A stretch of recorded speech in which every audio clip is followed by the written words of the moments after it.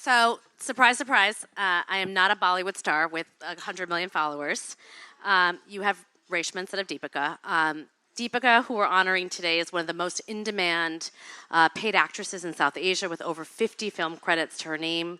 She's the founder of a skincare brand and the foundation for people with depression and anxiety. She's also a new mom and has a 9-month-old baby named Dua. So Deepika had a situation which I think a lot of us in this room can relate to, which is why she couldn't be here today.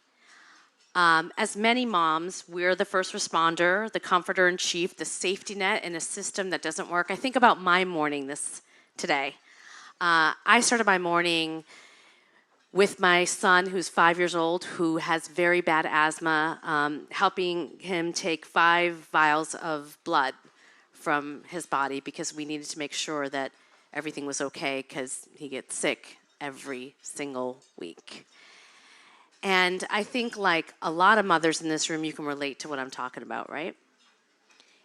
We're constantly having to care for our children, to do the work that we need to do, put food on the table, in a country and in a society that just doesn't make it possible for do those things.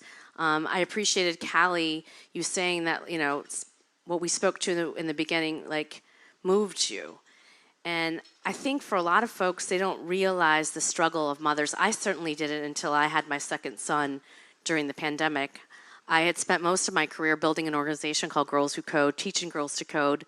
And during the pandemic, so many of them were supposed to be off to college, but because their mothers were our first responders and our teachers and our nurses and schools were shut down and daycares were shut down, instead of going to college, they had to stay home and take care of their siblings. And this is how a generational cycle of poverty happens in our country for girls of color in particular. And we don't think it happens here in the Bronx and Brooklyn. We only think it happens in Bombay and in Africa. But it's because we've never fixed the structure of care that we can't achieve full equality. And gender equality becomes an illusion because we're focused on the wrong things. We're focused on fixing women when we should be focused on fixing the system. And the system has never worked for us, ever worked for us. And so we are here tonight in celebration to not only once and for all fix the structure, because there is no gender equality without childcare. Let me say it again. There is no gender equality without affordable, available childcare, period. We're in New York City today, and every single borough in New York, every single zip code is a childcare desert, which means mothers wake up every morning and they can't go to work because they have to choose between funding their daycare and feeding their babies. That is wrong. That is unconscionable.